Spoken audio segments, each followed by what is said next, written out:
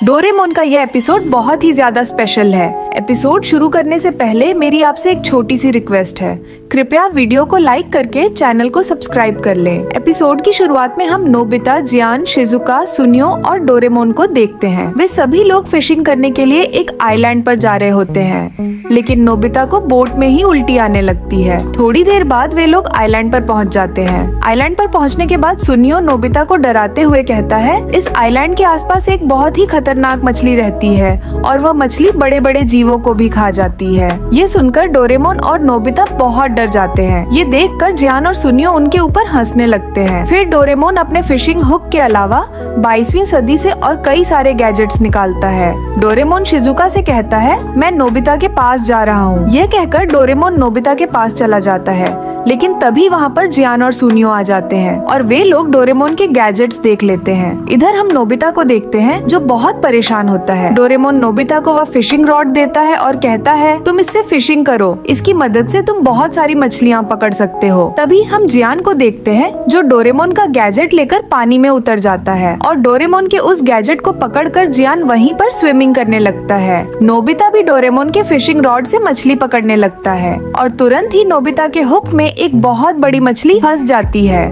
Nobita अकेले ही उस मछली को बाहर नहीं खींच पा रहा था, इसलिए डोरेमोन भी उसकी मदद करने लगता है। लेकिन वह मछली इतनी ताकतवर होती है कि वह डोरेमोन और नोबिता को अपने साथ खींच ले जाती है। वह मछली नोबिता और डोरेमोन को लेकर सीधा जियान के पास चली जाती है और डोरेमोन के उस गैजेट से टकराती है, जिससे कि डोरेमोन का वह गैजेट ब्लास्ट हो जाता है।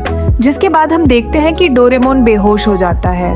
इधर हम शिजुका को देखते हैं जो खाने की तैयारी कर रही होती है। फिर हमें जियान को दिखाया जाता है। जियान किनारे पर है और वहीं पर डोरेमोन के गैजेट के टुकड़े पड़े हुए होते हैं। डोरेमोन उसे कहता है, मैं कोई रैकून डॉग नहीं हूँ और तुम मुझे नहीं खा सकते हो, मैं एक रोबोट हूँ।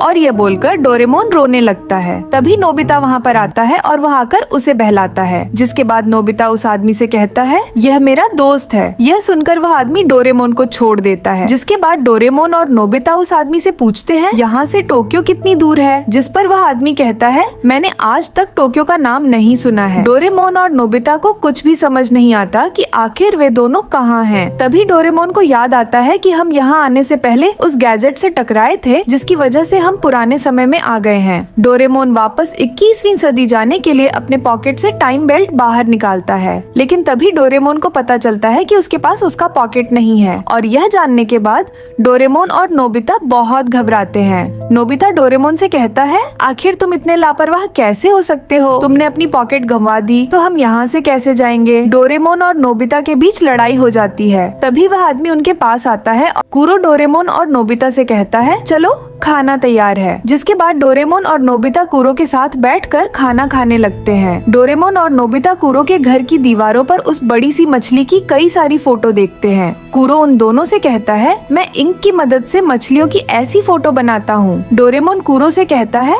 आप हमेशा से यहीं पर थे? जिस पर कुरो कहता है, नहीं, दरअसल मेरा असली घर कहीं और है और मैं एक दिन इस आइलैंड पर आकर फंस गया था और तभी से मैं इसी आइलैंड पर फंसा हुआ हूँ। खाना खाने के बाद रात हो जाती है और कुरो और नोबिता सो जाते हैं, लेकिन डोरेमोन समुंदर में अपने पॉकेट को ढूंढ रहा होता है। बहुत ढूंढने के बाद भी डोरेमोन को उसका पॉकेट नहीं मिलता है, लेकिन फिर भी डोरेमोन कहता है, मैं हार नहीं मानूंगा, मैं अपने पॉकेट को ढूंढ कर ही रहूंगा। और ये बोलकर डोरेमोन समुंदर के और नीचे जाने लगता है। तभी हम उस बड़ी सी मछली को देखते हैं जो अचानक डोरेमोन पर हमला कर देती है। का पीछा नहीं छोड़ रहा होता है। तभी एक तीर उस मछली पर लगता है। इस वजह से डोरेमोन उससे बच जाता है और वापस आइलैंड में आ जाता है। तभी उसके पास कुरो आता है और कहता है, आखिर तुम यहाँ पर क्या कर रहे थे? डोरेमोन कुरो से कहता है, मैं अपनी एक कीमती पॉकेट ढूंढ रहा था, लेकिन अचानक से ही ये मॉन्स्टर फिश मेरे पीछे पड़ गया। डोरेमोन और कुरो एक दूसरे से बात कर रहे होते हैं। तभी वो मॉन्स्टर फिश पानी से बाहर आता है और डोरेमोन को उस मछली के पेट में अपनी पॉकेट दिख जाती है। डोरेमोन जैसे ही अपनी पॉकेट देखता है, वह उसे लाने के लिए जाने लगता है, लेकिन तभी कुरो उसे कहता है, तुम उस मॉन्स्टर फिश से अपनी पॉकेट नहीं ला सकते हो, क्योंकि अगर तुम उसके पास जाओगे तो वह तुम्हें खा लेगा। और ये बोलकर कुरो वहाँ से जाने लगता है। डोरेमोन कुरो से रिक्वेस्ट करते हुए कहता है, प्लीज मुझे मेरा पॉकेट दिला दो, वह पॉकेट मेरे लिए बहुत ही ज्यादा जरूरी है और अगर वह पॉकेट मुझे मिल गई तो मैं तुम्हें तुम्हारे घर भी पहुँचा पाऊंगा। ये सुनकर कुरो डोरेमोन से कहता है,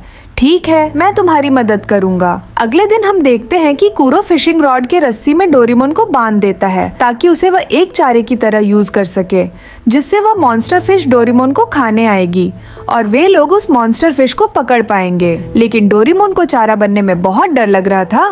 तभी वहाँ पर नोबिता आता है और कहता है, आखिर यहाँ पे क्या हो रहा है? डोरेमोन नोबिता से कहता है, कूरो मुझे एक चारे की तरह यूज करना चाहता है ताकि हम मॉन्स्टर फिश को पकड़ सकें, लेकिन अगर मैं नीचे गया तो वह मॉन्स्टर फिश मुझे खा लेगा। डोरेमोन की ये बात सुनकर कूरो कहता है, अगर तुम्हें चारा नहीं बनना है तो ठीक है, मैं यहाँ से जा रहा हूँ और तुम्हें तुम्हारी पॉकेट भी नहीं मिलेगी। ये सुनकर डोरेमोन मजबूरन चारा बनने के लिए तैयार हो जाता है और फिर वह उतनी ऊंचाई से समुद्र में कूद जाता है। लेकिन अचानक से ही कूरो से फिशिंग रॉड छूट जाती है और डोरेमोन सीधा एक पत्थर से जाकर टकरा जाता है। इसके बाद हमें समुद्र का दृश्य दिखाया जाता है जहाँ पर नोबिता समुद्र के किनारे से मछली पकड़ रहा होता है, लेकिन नोबिता ने अभी तक एक भी मछली नहीं पकड़ी थी। तभी वहाँ पर कूरो आता है और वह नोबिता से कहता है, डोरेमोन बहुत थक गया है और वह अभी सो रहा है। जिसके बाद कूरो नोबिता से फिशिंग रॉड ले लेता है और तुरंत ही मछली पकड़ लेता है। वे दोनों मछली लेकर वापस घर आ जाते हैं। तभी हम देखते हैं डोरेमोन उठ जाता है और वह चिल्लाने लगता है। नोबिता भी वहाँ पर आ जाता है और वह डोरेमोन से कहता है, तो तुम उठ गए? कूरो डोरेमोन से कहता है, तुम ऊंचाई से नीचे गिर गए थे और बेहोश हो गए थे, लेकिन अब तुम उठ चुके हो। इसके बाद वे लोग एक साथ बैठकर खाना खाने लगते हैं और खाते हुए सोचते हैं, आखिर हम उस मॉन्स्टर फिश को पकड़ने के लिए क्या चारा दें। तभी डोरेमोन को याद आता है कि वह मॉन्स्टर फिश रेड टेल की वजह से उसके पीछे पड़ गई थी। डोरेमोन कहता है, शायद वह मॉन्स्टर फिश रेड कलर की चीज को देखकर आकर्षित होती है। ये सुनकर नोबिता अपने पास से एक रेड कलर की टॉय बाहर निकालता है। डोरेमोन नोबिता से कहता है, शायद हम इसकी मदद से उस मॉन्स्टर फिश को पकड़ सकते हैं। फिर वे तीनों रात के अंधेरे में ही बोर्ड लेकर उस मॉन्स्टर फिश को पकड़ने के लिए समुद्र में आ जाते हैं। फिर नोबिता हुक को पानी में फेंक देता है और उस मॉन्स्टर फिश का इंतजार करने लगता है। थोड़ी देर तक इंतजार करने के बाद वह मॉन्स्टर फिश नोबिता के हुक में फंस जाती है, लेकिन वह मॉन्स्टर फिश इतनी ज्यादा पावरफुल होती है कि वह अपने साथ उन तीनों को बहुत ही आसानी से खींच रहा होता है। लेकिन नोबिता भी उस फिशिंग रॉड को नहीं छोड़ रहा होता है। कभी नोबिता की फिशिंग रॉड की रस्सी टूट जाती है और वह मॉन्स्टर फिश भाग जाती है। डोरेमोन इस बार भी उस मॉन्स्टर फिश को पकड़ने में नाकाम हो जाता है, इसलिए वह बहुत गुस्से में आ जाता है और कहता है, मैं अपने आप को चारा बनाने के लिए तैयार हूँ। मैं किसी भी हाल में उस मॉन्स्टर फिश को पकड़ कर ही रहूंगा। ये बोलने के बाद डोरेमोन अपने आप को रस्सी में बांध लेता है और फिर कूरो से कहता है, मैं समुद्र में कूदूंगा और जैसे ही वह मॉन्स्टर फिश मुझे खाने के लिए आए तो तुम इस रस्सी की मदद से उस मॉन्स्टर फिश को ऊपर खींच लेना। यह बोलकर डोरेमोन सीधे समुद्र में कूद जाता है। तभी वह मॉन्स्टर फिश डोरेमोन को देखकर वहाँ पर आ जाती है। डोरेमोन जानबूझकर उस फिश के मुंह में चला जाता है और तभी नोबिता उस रस्सी का कार देता है, जिससे वह फिश ऊपर हो जाती है। वे लोग उस मॉन्स्टर फिश को बाहर निकालने में सफल हो जाते हैं। जैसे ही वह फिश बाहर आती है तभी कूरो बहुत सारा इंक लेकर वहाँ पर आता है और वह सारे इंक को उस मॉन्स्टर फिश के ऊपर डाल देता है ताकि वह उसका एक अच्छा पेंटिंग बना सके।